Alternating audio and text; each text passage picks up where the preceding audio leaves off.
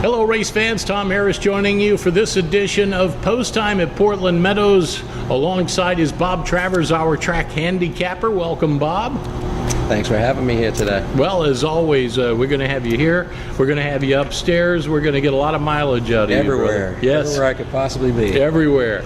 Bob Travers has the Bob Handicaps, and you can pick up a free copy of his selections, and I have one right here for you, throughout the racing day, and that is available at the information station located on the main level of the grandstand, and that's kind of where you camp out during the course of the day. That's right. We get everything you need as far as programs and information, so come on down and say hello. And when you're not there, you're riding the elevator to the 1946 Express to the rooftop. Hoping and praying, as we go up, too. I don't want to get caught in that thing one day. I think that elevator gets a lot of grief. I so far, knock on wood, I haven't been caught yet. No, I've gotten the call from people. They're not happy. They're not happy, but I'm a believer that they knew how to build them back then. So anyway, yes, the elevator ride is fun. Quick update on the rider standings. Patrick Henry Jr. on top in the standings here for the thoroughbred race action. 10 victories. Lorenzo Lopez had a big weekend last weekend with 5 wins. Over on the quarter horse side, Mr. Robert Burney is leading the way, 3-1 count over Eduardo Sosa. Over on the trainer side of things, Pablo de Jesus is off to a good start. Really? Yeah. Actually, we got a 3-way tie as far as wins are concerned between Pablo and Jorge Rosales and Nick Lowe. All three off to a good start. And, just something in the back of your mind tells you that, Jonathan Nance is going to unleash the bombs pretty soon. He's been pretty consistent over the years. I wouldn't be surprised if, the first couple of weeks his horses are getting acclimated coming in from different tracks. Sure. So, yeah, probably he's going to start stepping it up soon. And, that's a good point. You bring out, the horses, they drop down in altitude coming in from Arapahoe here to Portland Meadows. But not only is it an altitude drop, many times they'll benefit from that. And you'll probably start to see a lot more of his horses coming around here pretty soon.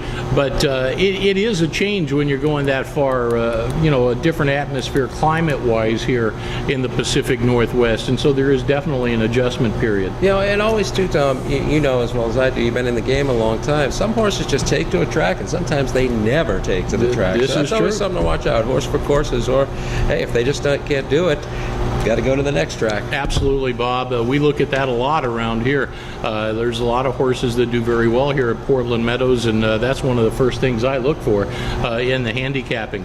Real quickly on the quarter horse side of things, Hector Magallanes is in about a 5-way, maybe 6-way tie here with Nick Lowe, Jose Gomez, Juan Marquez, and John Harris, along with Scott Rayleigh. It's early, but hey, everybody gets a win, right?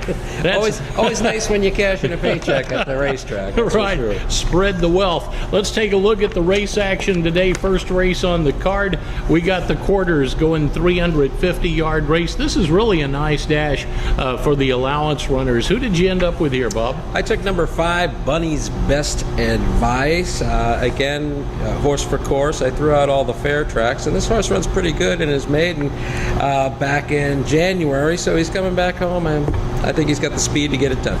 All right, I'm going to go with the 3, a Diamond Mercedes, Luis Gonzalez to guide here for Adrian Quinones. This horse up from New Mexico, Sunray Park, Zia, one of my stopovers along the way through the years, and Sunland Park as well. And, that's really big quarter horse country down there.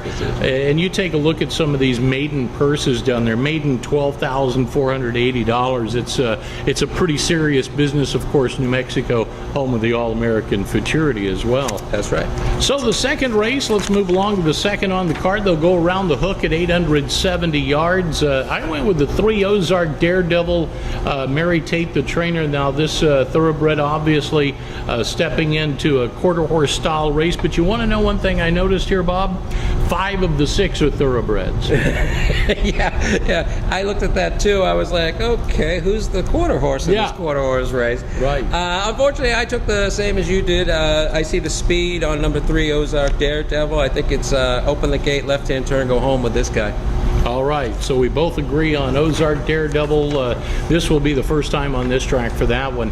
Third race, we turn to thoroughbred action in this one, 6 furlongs. I like the horse you picked last time, the 4 Meanie, ran a really nice race, and I think she looks good for another. We agree again on that. And sometimes, folks, when you're doing the handicap, and it's just kind of obvious, and I like the 4 Meanie as well. I think this horse is well placed in this event, sure. Indian Power looks like a horse that may get a lot of play as well, and Bye Bye Sal opens at 3-1. But looks to me like if Mimi runs back, or Meanie that is, runs back to that last race, I think she's going to be tough to get. Fourth race, 5.5 furlong claimers, a band of 7. Who did you go with here? I took Informant on top. I think this race has just a bit too much pace in it, so I think all the front runners are going to bunch up, and I think the 2 is just going to be about 3 lengths off, and at the top of the stretch come around for the win. I really scratched my head a long time on this race. I had a tough time because I can see 3 or 4 of them out of the 7 that have a real strong, legitimate chance. I think a lot of speed with National Browser.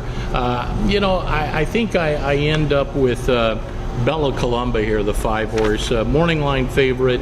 I like Unbroken Coat as well and National Browser, but I'll give the edge to Bella Columba in this one. Well, this race really depends on who gets the lead. There's several horses that can, and the first one who gets it, they set the pace, and the other ones are out of their running style. So that's why I took the 2, because he's a little bit off the pace.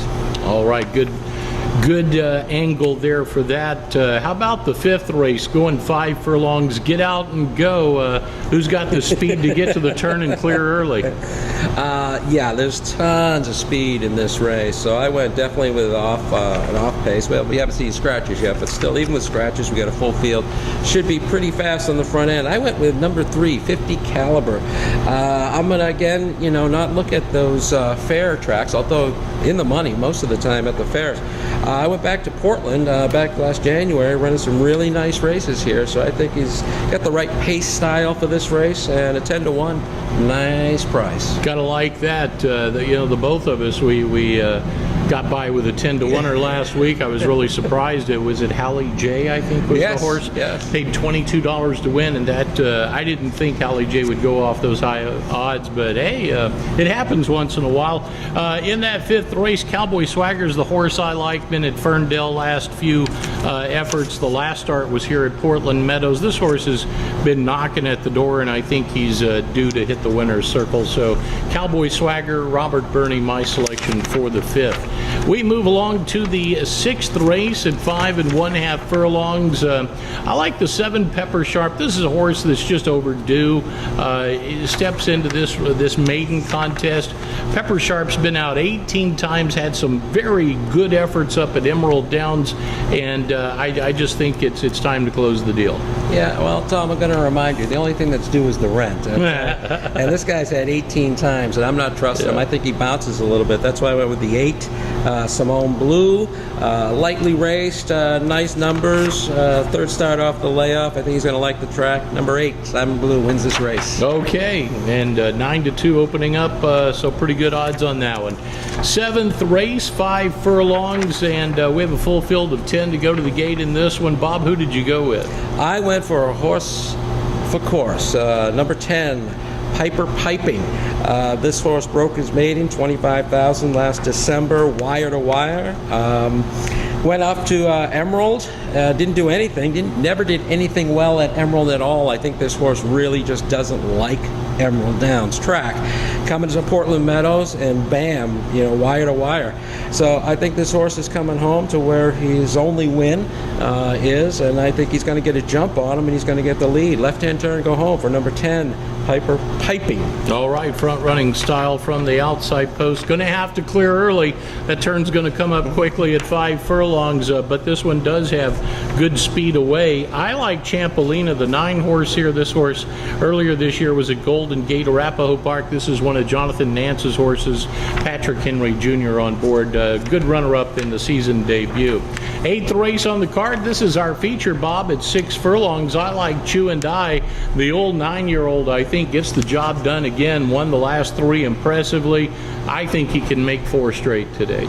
He keeps on doing it, and I try not to believe into him. I try, but he keeps on proving me a loser. But I can't go against that thought, so I didn't put him on top here today. I think he just might be a little overmatched, going 25, 35 up to 8,000, 10,000 open company. So I went with number six, dynamic scoring. I think there's going to be a pace duel a little bit on the front end, even though it's a short field. But I think this horse ran good in some nice stakes races, $10,000, $12,000 stakes races here at Portland last year. Forget about his Emerald Downs. He's back home, and I think off the pace horse is going to win, especially with Mr. Lopez on.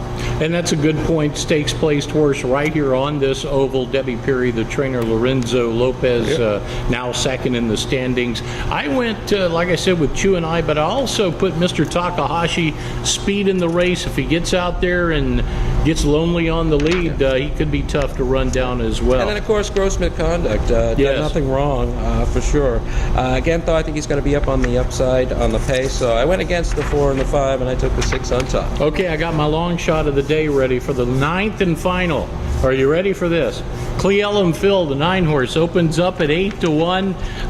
He's one of these horses that comes back to an oval here again that he's got good experience on. Off the pace runner, even though at 5.5 furlongs, and even though he's been going a mile, he can be a threat at short range, and he's already shown us that. So that's my long shot of the day. That's an excellent long shot now that I'm looking at it. Good numbers down at Portland Meadows way back when, I guess, last January. And again, sometimes you just got to throw all the other, they just don't like the other tracks. So that's a nice one. But I am going to take number 2, See Me Roar at 10-1. That's my long shot. Oh, you one-upped me here. Absolutely. I think this guy runs pretty decent numbers, likes the sprints. Again, throwing out some of the fair tracks, that's for sure. But I think Portland Meadows, this horse runs good. I put him on top. See Me Roar. What we're saying is long shots in the last. That's right. At any rate. Beautiful day. You can see sunshine abound. Track's going to be fast. I think we're in for a fun day of racing, and we've got all the race day info straight ahead.